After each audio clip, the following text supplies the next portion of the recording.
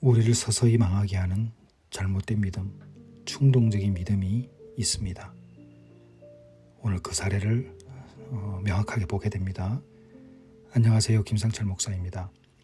먼저 들어가기 전에 사무엘상 13장에서 15장까지를 요약하겠습니다.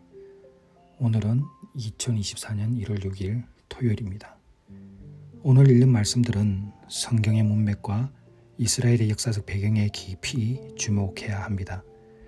특히 하나님의 구속 역사와 인물들의 행동이 이스라엘 백성에게 끼친 영향을 강조하기 때문에 매우 중요하다고 볼 수 있습니다. 먼저 사무엘상 13장입니다. 여기에서는 사울의 불순종을 보게 됩니다. 사울은 블레셋과의 전투에서 제사장 사무엘을 기다리지 않고 스스로 제사를 드립니다.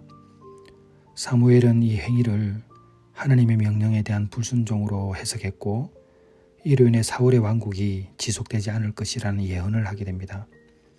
그래서 13장은 하나님의 주권과 인간의 책임 그리고 신앙의 불순종과 순종의 중요성에 대해서 가장 좋은 예로 우리가 묵상할 수 있겠습니다. 뿐만 아니라 인간의 인내심과 신뢰의 필요 그리고 자만과 인간의 약점이 어떻게 영적인 실패로 이어질 수 있는지에 대해서 우리가 한번 또 묵상해 볼 수도 있겠습니다. 사무엘상 14장 이 장에서는 요나단의 믿음과 사울의 결정을 보게 됩니다.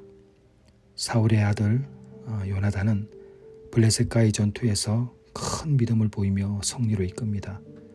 그러나 사울은 전쟁 중에 부적절한 맹세를 하여 군대를 어려움에 빠뜨립니다.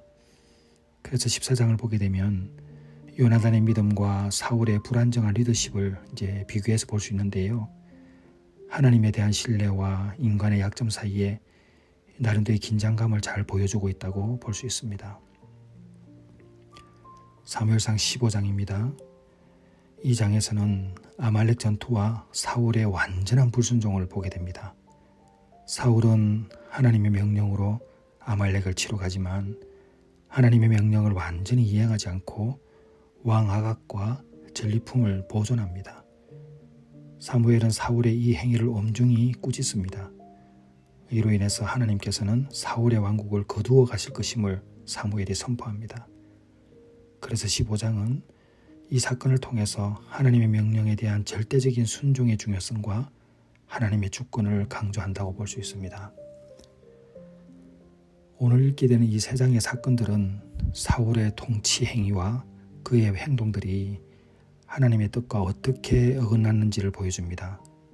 그러므로 우리는 이러한 사건을 통해서 하나님의 명령에 대한 순종과 불순종이 이스라엘 역사에 미쳤던 영향력을 우리가 분석하면서 우리의 삶에 교훈을 얻어야 할 것입니다.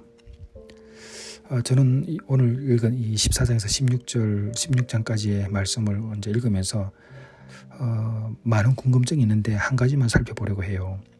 사무엘 14장에서 요나단과 사울의 행동에 대하여 성경학자들이 나름대로 해석을 하고 있는데 이제 그 부분을 한번 보면은 앞서 말씀드렸던 충동적인 믿음을 경계해야 함을 알게 됩니다. 우선 요나단의 행동을 한번 봐볼까요? 14장입니다.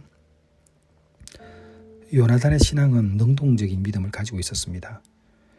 요나단은 그의 신앙과 능동성에 대해서 가끔 칭찬을 받았죠. 우리가 이제 구약을 다 읽기 때문에 미리 알고 있지 않습니까?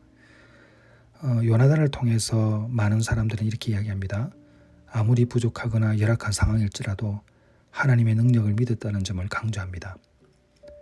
주님께서 많은 사람을 통해서든 적은 사람을 통해서든 구원하실 수 있다라는 그러한 그의 이제 믿음의 고백이 사실 요나단의 신앙을 보여주는 증거로 해석되고 있거든요.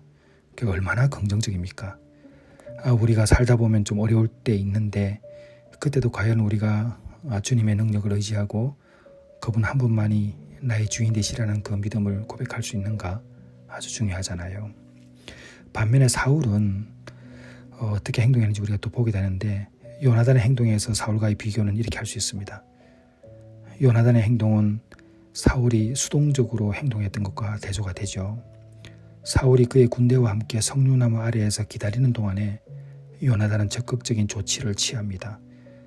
하나님을 두려워하는 지도자로서 요나단의 장점과 사울의 부족함이 그대로 비교되는 것이죠.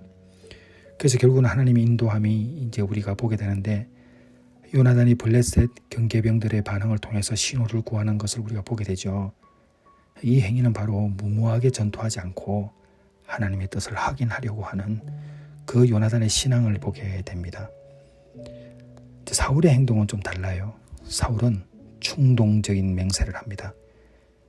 우리가 충동적인 믿음을 경계해야 되는 이유가 여기에 있는데요. 사울이 맹세를 합니다. 하나님께. 저녁까지 누구도 먹지 말라는 맹세는 충동적이고 병사들의 상황, 병사들의 어떤 복지를 고려하지 않았다는 비판을 받고 있습니다. 이 무모한 맹세가 리더십이 부족한 사람들의 예로 해석되고 있죠. 사실 리더들이 이런 잘못을 저지르는 경우가 꽤 있습니다. 특히 교회에서도요. 그리고 사울은 이러한 행동들이 병사들에 대한 부정적인 영향을 가져오게 됩니다. 사울의 맹세로 인해서 병사들이 굶주리게 되는 것을 보게 되죠. 전투의 효율성이 떨어진 것입니다. 그런데 이러한 맹세를 모르고 꿀을 먹고 활동을 했던 요나단과 많이 비교되죠. 사울이 맹세를 지키려는 자신의 어떠한 법적인 근거가 있어요. 왜냐하면 그도 이제 하나님 앞에서 맹세한 거니까. 근데 요나단과 전혀 다른 모습들을 보게 되죠. 그러니까 이런 사울의 영성을 보게 되면 우리 한 가지 알 수 있는 것이 사울의 영적인 통찰력이 감소되고 있다. 다른 말로 이야기하면 사울이 하나님의 음성을 잘 듣지 못하고 있다라는 점으로 해석될 수 있습니다. 그래서 사울의 행동은 의도치 않은 결과를 가져옵니다. 병사들은 배가 너무 고파서 하나님의 법을 어기고 피가 묻은 고기를 먹는 것을 우리가 보게 되잖아요.